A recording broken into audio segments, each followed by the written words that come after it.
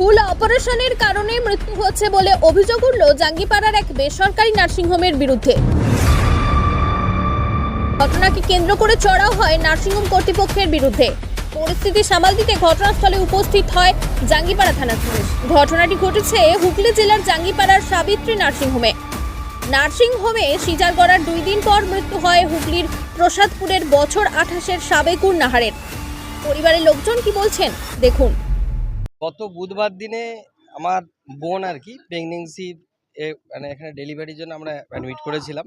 বুধবার দিনে এই হচ্ছে আপনার সাবিত্রী নার্সিংহোমে ভর্তি করেছিলাম, জাঙ্গিপাড়া সাবিত্রী নার্সিংহোমে ভর্তি করেছিলাম। ভর্তি করার পরে 8টার সময় ভর্তি করেছি, 9টার সময় ওনারা ওটি করে সিজার করে ম্যাম কন্যা সন্তান হয়। তখন পর্যন্ত ঠিকঠাকই ছিল, কিন্তু ওটি করার পরে কিছুক্ষণের পরেই ওনার হচ্ছে প্রেশারটা নামতে থাকে এবং পেচ্ছাপ বন্ধ হয়ে যায়।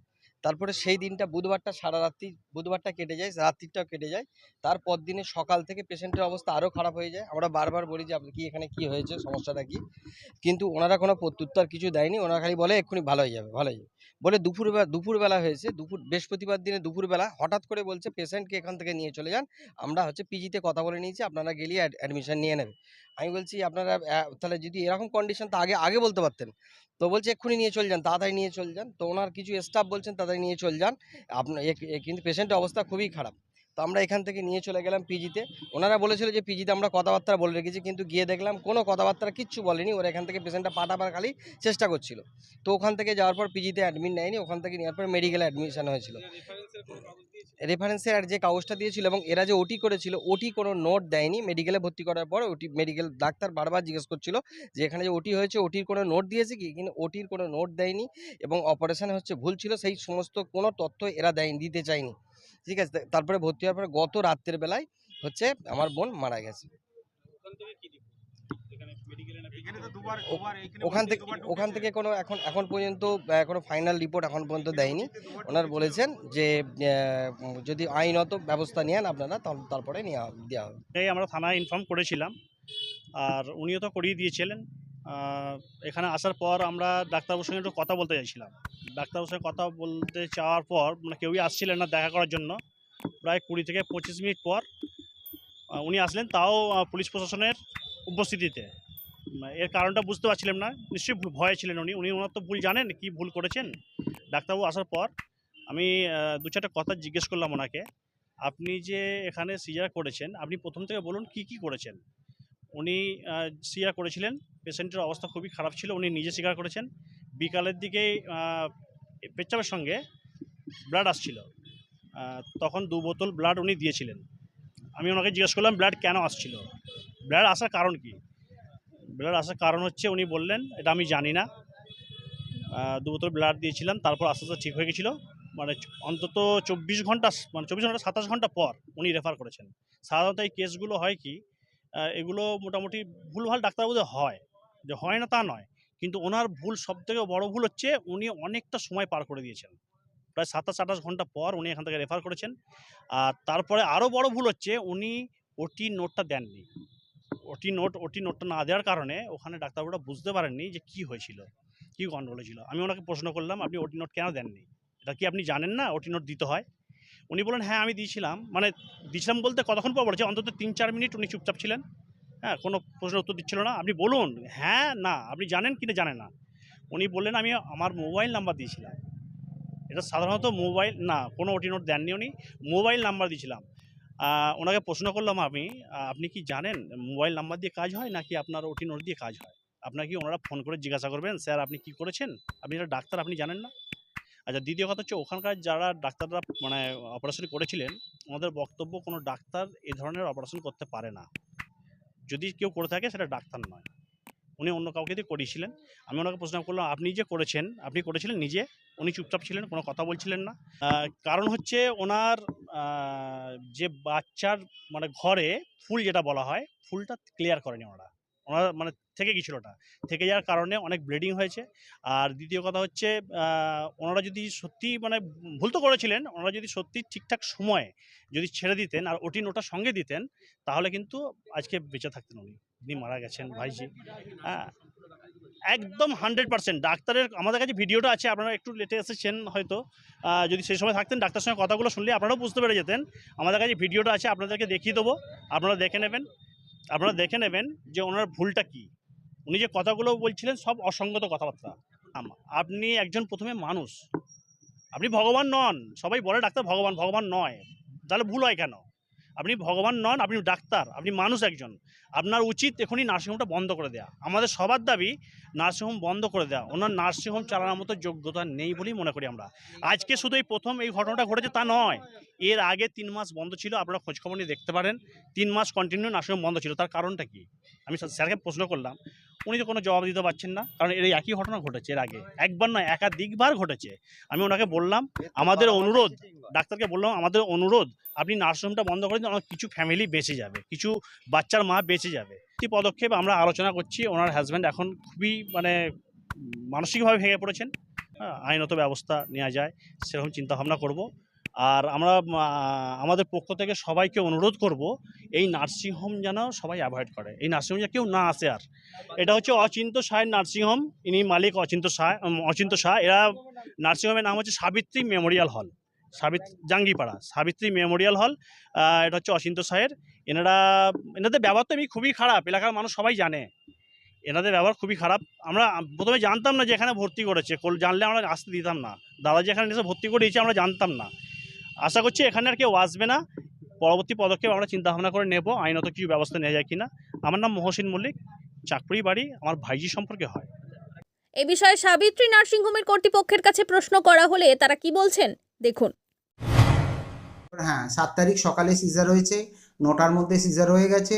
তখন ও ছিল পোস্ট সিএস, আগের বারে সেলাইয়ের জায়গায় ব্যথা ছিল, তার জন্য সিজার হয়েছে। সেদিনই সে ভর্তি হয়েছে, তাকে সিজার করা হয়েছে এবং সিজারের পরে তার কোনো অসুবিধে ছিল না। কিন্তু সন্ধেবেলা থেকে তার প্রথম ব্লিডিং শুরু হয় এবং সেই ব্লিডিং শুরু হওয়ার জন্যে তাকে আমাদের যে ওষুধগুলো দেওয়া হয়, প্রস্টোডিন ইঞ্জেকশান, মেথাজিন, তারপরে ইসাইলেট, এই সব রকম ইঞ্জেকশান দিয়ে ব্লিডিংটা কমে। তারপর আমরা পেশেন্টটা অ্যানিমিক বলে আমরা ব্লাড রিকুইজিশন করি। আমরা শুধু রিকুইজিশন করি না, আমরা রীতিমতো ব্লাডের কার্ড, আমি আমার বন্ধুকে দিয়ে রাত 1:30টার সময় কার্ড আনিয়েছি। ওদের কাছে কোনো কার্ড ছিল না, আমি কার্ড আনিয়েছি। ব্লাড ব্যাংকে ফোন করেছি, সেন্ট্রাল ব্লাড ব্যাংকে ফোন করেছিলাম, এ পজিটিভ ব্লাড গ্রুপ, কিন্তু ওরা বললো যে সেন্ট্রাল ব্লাড ব্যাংক তো অনেকটা মানিকতলা অনেক দূর হবে, তাহলে যদি এতে পাওয়া যায়, ওয়ালসে নয়, শ্রমজীবী, শ্রীরামপুর শ্রমজীবীতে যদি তাড়াতাড়ি পাওয়া যায়, আমি বললাম তাহলে সেটাই ভালো হবে, তাহলে ডবল সময় লাগবে, আপনারা তাড়াতাড়ি। ওরা মোটামুটি বোধহয় ওরা 1টা-1:30 নাগাদ গেল, 4টের মধ্যে ব্লাড 2 বোতল প্যাক্সেল নিয়ে চলে এলো। আমি সঙ্গে তখনই 4টের সময়, 4টে থেকে ওরা ব্লাড এনেছে 4টে, আমি 4:10 থেকে ব্লাড শুরু করি, 2 বোতল পরপর দিয়ে পেশেন্ট ইমপ্রুভ করে যায়। এবং পেশেন্ট শুধু ইমপ্রুভ করে না, তার আইপিএস 24 ঘন্টা পরে তার আইপিএস এসে যায়। পেশেন্টের খিদে পাচ্ছে, তাকে রীতিমতো বিস্কুট খায়, পেশেন্ট উঠে বসে, পেশেন্টকে খাবার দেয়া হয়, এইগুলো সব এরকম। তারপরে দুপুরের পর থেকে আবার পেশেন্টের কন্ডিশন ডিটোরিয়েট করছে। একটা অসুবিধে যেটা হচ্ছিল, ইউরিন আউটপুটটা তুলনামূলকভাবে কম হচ্ছিল, ইউরিনের পরিমাণটা কম হচ্ছিল। তাই জন্য আমরা ইউরিয়া ক্রিয়েটিনিন করেছিলাম। ল্যাসিক্স ইঞ্জেকশন দিনে 3বার করে দেয়া হচ্ছে ইউরিন আউটপুট বাড়ানোর জন্য, এবং সেটাও করা হয়েছিল, তাতে ইউরিন আউটপুট অল্প অল্প করে ইমপ্রুভ করছিল। কিন্তু দুপুরের পর থেকে পেশেন্টটা 2টোর পর থেকে আবার ডিটোরিয়েট করতে শুরু করে, রেস্টলেস, পেশেন্ট সেই প্যানিক করছে, আমার শ্বাসকষ্ট হচ্ছে, আমার এই হচ্ছে। বিপি তখনও, আমি যখন রেফার করেছি তখনও বিপি 90/64 বিপি, তখনও ইউরিন আউটপুট মোটামুটি আছে, কিন্তু ইউরিয়া ক্রিয়েটিনিনটা বাড়তে শুরু করেছিল। ব্লিডিং, তখনও ব্লিডিংয়ের জন্য বিটি সিটি আমি সব টেস্ট করেছি, তখনও পর্যন্ত কোনো নর্মাল এসেছে রিপোর্ট। হিমোগ্লোবিন ছিল 8.4, হ্যাঁ, এই ছিল তখন স্ট্যাটাস। সেই অবস্থায় আমি পেশেন্টকে ওদের কথা বলে, পিজিতে কথা বলে রেফার করি এবং আমার ফোন নাম্বার রেফারেতে দিয়ে উনিই বলেছিলেন যে আমাদের যদি কিছু জানার থাকে নাম্বারটা দিয়ে রাখো, নাম্বারটাতে আমি তোমাকে জেনে নেবো যা যা কোয়ারি থাকবে। আমি সেই অনুযায়ী নাম্বার দিয়ে দিই। পেশেন্ট পিজিতে 8টা নাগাদ চলে যায়, গিয়ে কিন্তু ওখানে ওরা ভর্তি করতে পারেনি, ভর্তি নেয়নি, আমি বলার পরেও ভর্তি নেয়নি। বেড বলছে বেড নাকি পায়নি, তখন আমি বললাম তাহলে ওখানে না থেকে আপনারা মেডিকেল কলেজে যান। মেডিকেল কলেজে আমরা এখানে পাতিহালের একটা মেয়ে আছে সেকেন্ড ইয়ার পিজিটি শুক্রবারের ইউনিটের, ওই মেয়েটাকে আমরা ফোন করে মেডিকেল কলেজে ভর্তি হয়, আমরাই কিন্তু ভর্তি করিয়েছি, মেডিকেলে ভর্তি হয়। তবে মেডিকেলে ভর্তির পর তারপরে আমরা ডাক্তারের থেকে ডাক্তারের ওই সময় রাতের বেলা হয়তো যোগাযোগ করতে পারিনি, কে ওই ইউনিটে আছে আমি জানতাম না। পরের দিন আমি জেনেছি ওটা তপন নস্কর বলে একজন, তার ইউনিটে ভিজিটিংয়ের নাম তপন নস্কর। ওদের মনামি আস বলে একজন প্রফেসর, তারা আমাদের পরিচিত, ম্যাডামের পরিচিত, ম্যাডামের রুমমেটের বন্ধু ছিল, 3 বছরের জুনিয়র ম্যাডামের থেকে, এবং তাকে আমরা ফোন করে সব রেগুলার খবর নিই। আমরা যতদূর জানতে পেরেছি রাতে আবার প্রচণ্ড ব্লিডিং শুধু নিচে দিয়ে নয়, পেটের মধ্যে যে কোনো কাটা জায়গা দিয়ে প্রচুর ব্লিডিং হয়, এবং ওরা ব্লাড দেয়, দেওয়ার পরেও ব্লিডিং কন্ট্রোল হচ্ছে না বলে ওরা জরায়ু বাদ দিতে বাধ্য হয়।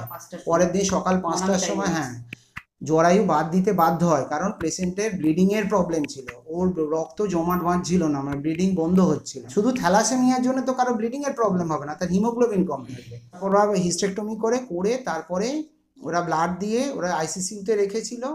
তারপরে মোটামুটি রাতের বেলা, সেদিন রাতেও খবর নিয়েছি, বললো পেশেন্ট স্টেবল আছে। কালকে বিকেলেও এখানে পেশেন্ট পার্টি যেটা অভিযোগ করছে তাদের যে এখন মৃতার পরিবার, তারা বলছে যে আপনারা নাকি কোনো নোট দেননি বা রেফার করার জন্য কোনো রকম রেফার তো আমি তো প্রমাণ দিয়ে দিলাম, রেফারের কাগজ দিয়েছি। একজন কথা বলি, আমি রেফারের কাগজ তো দিয়েছি, এবং আমি নোট মানে ওটি আনইভেন্টফুল সেটাই। এবার ওটি আনইভেন্টফুল তো স্পেশাল একটা সিজারের নোট কিছু থাকে না, আমার ওটিতে যদি কোনো ওটি করতে কোনো প্রবলেম হতো তাহলে তো স্পেশাল নোট হতো।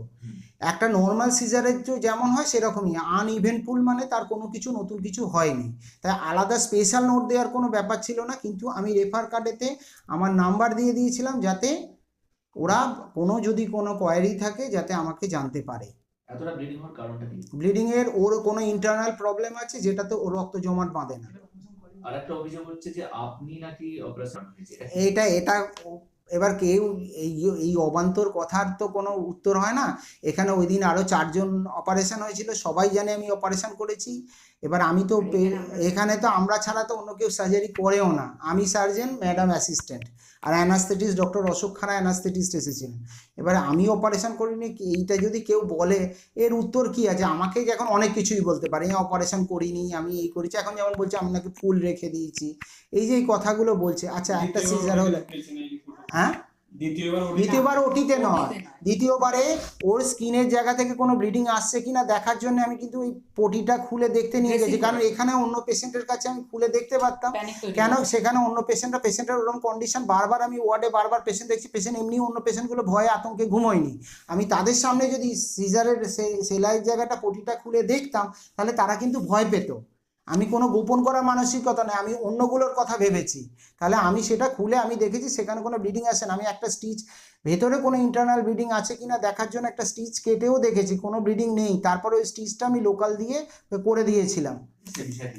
গাফিলতি দেখো, সব সময় তো এটা নিয়ম, ডাক্তার কোনো পেশেন্ট মারা গেলে সবসময় ডাক্তারই গাফিলতি করে, পেশেন্ট পার্টি কোনো হিস্ট্রি সত্যি মিথ্যে কিছু বলে না, সব কিছু গোপন করে না, পেশেন্ট পার্টির কোনো ফল্ট থাকে না, সব সময় ডাক্তারের ফল্ট হয়, এটা তো সারা জীবনের নিয়ম। আপনি বলছেন আপনার দিক থেকে আমার না, আর এবার ওরা যদি মনে হয় আমার গাফিলতিতে হয়েছে তাহলে ওরা আইনগতভাবে ব্যবস্থা নিতে পারে। আমি তার জন্য মানসিকভাবে মানে মানে আমার ডাক্তারি এথিক্স অনুযায়ী সব দিক দিয়ে আমি তৈরি। মেয়েটার পরিবার তারা কি আপনাদের সাথে কোনো দুর্ব্যবহার বা ভাঙচুর বা কিছু করেছে? দেখুন, আমি আজকে পেশেন্ট পার্টি ওর হাজব্যান্ড কখনো কোনো খারাপ কথা বলেনি, সে আমার হাত ধরে খুব কাঁদছিল যে স্যার আমার কি সর্বনাশ হলো। আমি কখনো ওকে দোষী করতে পারবো না, কিন্তু আনুষঙ্গিক লোকজন পাশ থেকে অনেক উল্টোপাল্টা কথা বলেছে, খুবই বাজে কথা বলেছে। আমি নাকি পাস করা ডাক্তার নই, আমার নাকি কোনো কোয়ালিফিকেশান নেই, আমি নাকি বহু লোককে মেরেছি, আমি নাকি এই নার্সিংহোম বন্ধ রেখে বহু লোকের উপকার হবে নার্সিংহোম বন্ধ হলে, এইটা বলেছে। এবার না, ভাঙচুর করেনি, পুলিশ তো এসে গিয়েছিল, এবার ভাঙচুর করেনি, পুলিশ প্রোটেকশন ছিল, কোনো ভাঙচুর করেনি। এইসব মিথ্যে কথা আমরা বলতে পারবো না, ওরা কোনো ভাঙচুর করেনি বা ভাঙচুর উদ্দেশ্য ছিল কিনা এসব আমরা জানাই না। উত্তেজক কথাবার্তা যেমন বলে তেমন বলেছে, ওরা কোনো ভাঙচুর করেনি। আমার নাম ডক্টর অচিন্ত সাহা, আমি এমডি গাইনোকোলজিস্ট, আর আমাদের নার্সিংহোমের নাম সাবিত্রী মেমোরিয়াল নার্সিংহোম। ম্যাডাম আপনি? বন্দনা রায় সাহা, এমবিবিএস, গাইনি অফিসে হাউস সার্জরি করা আছে, আর কি নার্সিংহোম প্যাকিং। নার্সিংহোমের ওনার আমি।